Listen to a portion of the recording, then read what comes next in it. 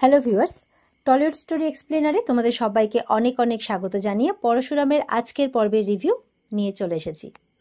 শুরুতেই পরশুরাম তো গুন্ডাদের প্রচুর মারধর করছে, তারা সব তটিনীদের মারতে এসেছিল। তো মৃণাল কিন্তু আবারও পরশুরামকে মারামারি করতে দেখে ফেলে, দেখে তো অবাক হয়ে যায়, হাঁ হয়ে তাকিয়ে থাকে। তো ওদিকে তটিনীর মুখে কেউ আবির ছিটিয়ে দেয়, আর ও মুখ চোখে জল দিচ্ছে, কারণ চোখ খুলতে পারছে না, না হলে বাচ্চারাও তার সাথেই আছে। মারামারি হয়ে যাওয়ার পর পরশুরাম আসে তটিনীর কাছে, তুমি ঠিক আছো তো? ঠিক আছো তো? কি হয়েছে তোমার? বলে না আমি ঠিক আছি। তো বলছে যে তুমি ঠিক আছো? বলে হ্যাঁ আমি ঠিক আছি। বলে চলো এখান থেকে তাড়াতাড়ি চলো। বলছে কেন? বলে স্পেশাল ব্রাঞ্চের অফিসাররা এই জায়গাটা পুরো ঘিরে ফেলেছে। বলে ওরা কি করে জানলো?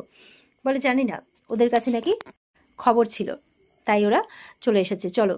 তখন লাট্টু বলছে আমরা এখানে খাবো না পা। বলে আরে বাবা খাবি খাবি, চল এখন চল, পরে আসবো আবার, চল। এই বলে ওদেরকে নিয়ে যায়। তটিনীরা একটু আগে এগিয়ে যায়, আর এদিকে স্পেশাল ব্রাঞ্চের অফিসাররা পরশুরামের কাছে আসে। পরশুরাম বলছে তুলে নে সব কটাকে, দিয়ে ওরা সেই মতো করে তুলে নিতে চলে যায়। আর মৃণাল ওখানেই আছে। মৃণালকে আবারও পরশুরাম বলছে তুমি কিছু দেখোনি মৃণালদা? মনে রেখো, এই বলে চলে যায়। এরপরে তটিনী তার দিদির সাথে কথা হচ্ছে, নন্দিনী। নন্দিনী তো এই সমস্ত কিছু শুনে খুব চিন্তায় পড়ে যায়। তারপর কি তোর চোখে আবির? সে কি রে? আচ্ছা ঠিক আছে, কোনো আই উইটনেস নেই তো শোন, প্রয়োজন পড়লে আমি যাব, আমি থানাতে যাব, বুঝতে পেরেছিস? আমি গিয়ে কমপ্লেন করব, তুই একদম চিন্তা করিস না। এই বলে ফোনটা রাখে। তটিনী মা জানতে চাইলে বলছে ওরা তটিনীকে বাঁচতে দেবে না গো, বাঁচতে দেবে না, জানো তো। আজকে আবারও ওদের হাউজিং কমপ্লেক্সে পুজো ছিল গণেশ চতুর্থীর, সেখানেও হামলা করেছিল। ওরা তটিনীকে একদম বাঁচতে দেবে না, আমার খুব চিন্তা হচ্ছে। তখন ভূমিকা এসে বলে মারে কৃষ্ণ তো রাখে কে, আর রাখে কৃষ্ণ তো মারে কে। চিন্তা করো না, তটিনীর এখন দেওয়ালে পিঠ ঠেকে গেছে, ওর সব অভ্যেস হয়ে গেছে, চিন্তা করো না, ও এখন আর ভয় পায় না। ভূমিকা বলছে পেছনের কোনো রাস্তা নেই, এখন ওকে শুধু এগিয়ে যেতে হবে। Offence is the best defence, এইটুকুই ওকে শুধু মাথায় রাখতে হবে। নন্দিনী বলছে বুঝতে পারছি, কিন্তু চারপাশ থেকে এত আক্রমণ হচ্ছে না, এই সদ্য জামাইকে দুটো গুলি করা হলো, সে দুটো গুলি হজম করলো শরীরে, আজকে আবারও আক্রমণ হলো। তটিনীর মা বলছে ওরা চাইছেটা কি? নন্দিনী বলছে চাইছে ওরা কবিরকে রিলিজ করতে। তো কে করতে পারে এই জিনিসটা, এরকমটা ভাবছে।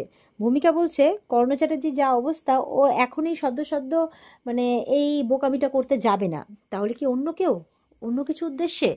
তখন নন্দিনী ফোন করে তটিনীকে। তটিনীরা তখন সবে বাড়িতে ঢুকেছে, বাচ্চাদেরকে বলেছে সমস্ত কিছু চেঞ্জ করে ফ্রেশ হয়ে নিতে।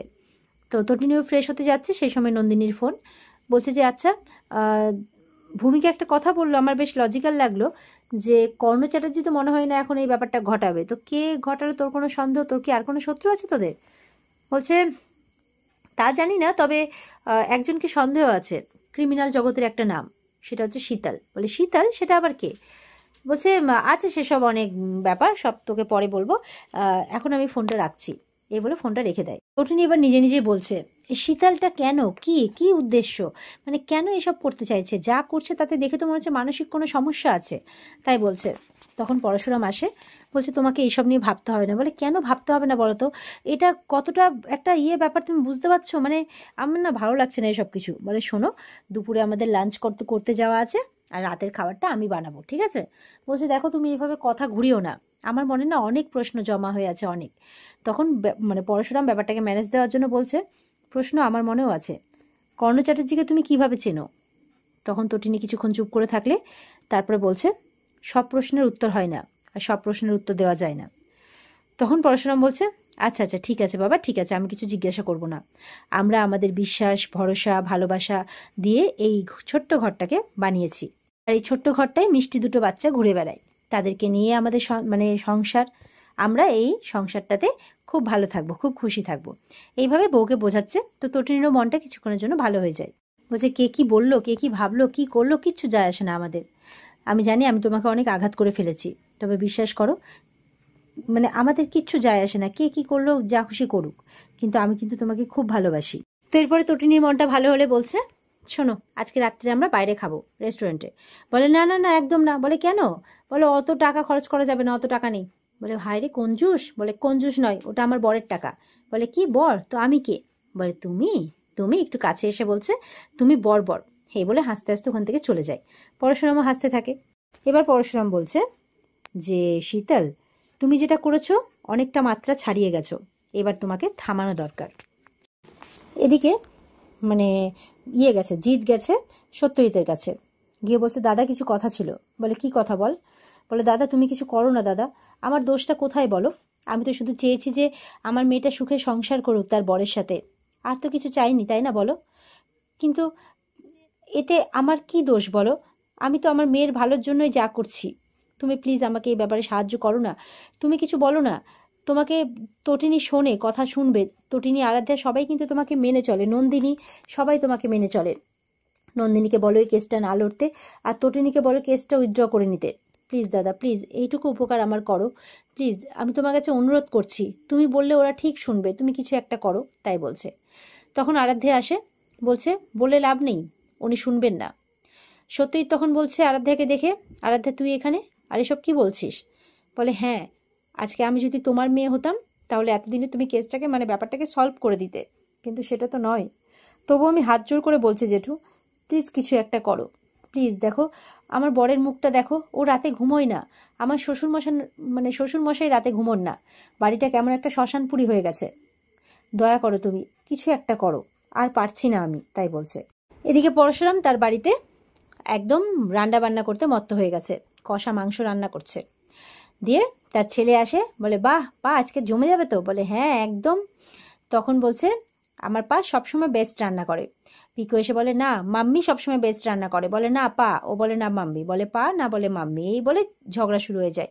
পরশুরাম বলছে এই তোরা থাম তো, অনেক হয়েছে। আর ঠিক তখন কিন্তু সত্যজিৎ ফোন করেছে পরশুরামকে, চিলি ফিশ রান্না করছে পরশুরাম, একদম কষা মাংসের মতো। তো সত্যজিৎ বলছে যে তোমার সাথে কিছু কথা আছে, ব্যস্ত আছো? বলে হ্যাঁ একটু রান্না করছিলাম আর কি, গরম গরম ভেন্ডি ভাজা। বলে কি ভেন্ডি? বলে হ্যাঁ ঢ্যাঁড়স, ঢ্যাঁড়স যাকে বলে। তো আর ডাল, আর সঙ্গে চিলি ফিশ, বেশ ভালো ভেটকি মাছ কিনে এনেছি, বাচ্চারা খেতে খুব পছন্দ করে, তাই আমি রান্না করছি আজকে স্পেশাল মেনু। বলছে 500 গ্রাম মতো এনেছি, ওই 4 জনের ফ্যামিলি হয়ে যাবে, বাচ্চারা একটু বেশি খাবে আর আমরা না হয় 1 টুকরো করে খাবো। তো ভাগ করে খাওয়া যাকে বলে, ভাগ করে খেলে সুখ বাড়ে। আমি উপদেশ শোনার জন্য তোমার সাথে তোমাকে ফোন করিনি, আমি তটিনীর সাথে কথা বলতে চাই। বলছে আমি তটিনীর সাথে কথা বলতে চাই। বলে কেন, কি বিষয়ে? বলে দেখো আমার মেয়ের সাথে কথা বলার কিন্তু আমার পূর্ণ অধিকার আছে। বলে মাফ করবেন, যেদিন আপনি আপনার মেয়েকে বাড়ির থেকে বের করে দিয়েছেন, দরজায় আমরা দাঁড়িয়েছিলাম, আমাদের আশীর্বাদ পর্যন্ত করতে আসেননি, ওর স্বামীর সাথে বেরিয়ে এসেছিল, ঠিক সেই দিনই আপনি আপনার সব অধিকার কিন্তু হারিয়ে ফেলেছেন। বলছে আমি কিন্তু আবারও বলছি আমি আমার মেয়ের সাথে কথা বলতে চাই। তখন সেখানে তটিনী আসে, এসে বলছে কি হয়েছে? তখন লাট্টু বলছে আর কি দুষ্টু দাদু ফোন করেছে মনে হয়। বলে লাট্টু কতবার বলেছি তুমি এরকম ভাবে কথা বলবে না, দুষ্টু দাদু বলবে না, উনি আমার বাবা হন। তখন এদিকে পরশুরাম বলছে তোমার বাবা ফোন করেছেন, কিন্তু আমার আপত্তি আছে। তখন তটিনী বলছে শোনো না প্লিজ লক্ষ্মীটি এরকম করো না, ফোনটা দাও। তখন পরশুরাম ফোনটা দেয়।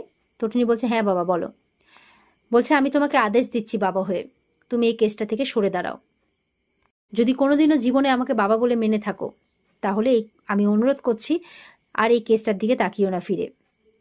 তার কারণ আমি আরাধ্যার চোখের জল আর দেখতে পাচ্ছি না, হাউ হাউ করে কাঁদছে। তোমরা হয়তো খুব ভালো আছো, সুখে আছো, আমি জানি, কিন্তু আমরা এখানে কেউ ভালো নেই।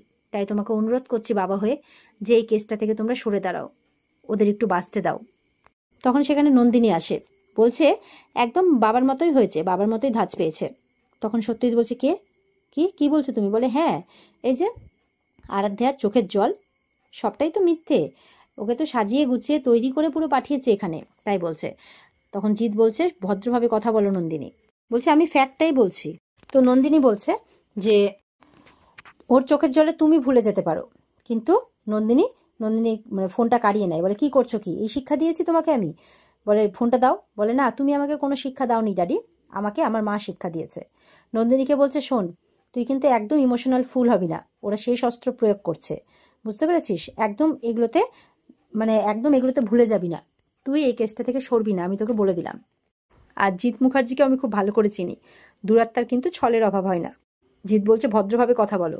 নন্দিনী এটাও বলছে জানো ড্যাডি আজকে তটিনী আর জামাইয়ের উপরে হামলা হয়েছিল, আর আমি ভালো করে জানি এটা জিৎ মুখার্জি আর কর্ণ চ্যাটার্জি করিয়েছে। জিৎ মুখার্জি বলছে আমি এইসব ব্যাপারে কিচ্ছু জানি না। নন্দিনী বলছে তটিনীকে আমি বাজি রেখে বলতে পারি, তোর সারাদিনে অনেক স্ট্রেস গেছে, তুই এখন একটু মানে একটু বিশ্রাম নে, তুই এসবে কান্দিস না, ফোনটা রাখ। কে বলছে কোন 2 নম্বরই ব্যবসাটা তোমাদের নেই বলতে পারো? তখন সত্যজিৎ তার মেয়ের হাত ধরে বলছে তুমি কিন্তু অনেকবার বেড়ে গেছো। বলে কি করবে তুমি, আমাকে মারবে? মারবে? নন্দিনী কিন্তু মানে তটিনী কিন্তু সবটা ফোনে শুনছে। নন্দিনী বলছে কি করবে, মারবে? বলো, মারতেই পারো, তুমি আমাকে শাসন করতেই পারো, কিন্তু তার আগে তোমাকে আমার ড্যাডি হয়ে উঠতে হবে। তুমি না আমার ড্যাডি হয়ে উঠতে পেরেছো আর না তটিনীর ড্যাডি হয়ে উঠতে পেরেছো। তখন যেন সত্যজিৎ একটু ইমোশনাল হয়ে পড়ে। তারপরে বলছে তটিনীকে তুই ফোনটা রাখ, তোকে পরে ফোন করছি। আর সত্যজিৎকে বলছে সত্যজিৎ মুখার্জি আমার ক্লায়েন্টকে এরপরে ফোন করবেন না, আমি কিন্তু ওর অ্যাডভোকেট হই, আমি ওর কেস লড়ছি, না হলে এরপরে আমি লিগ্যাল অ্যাকশন নেব।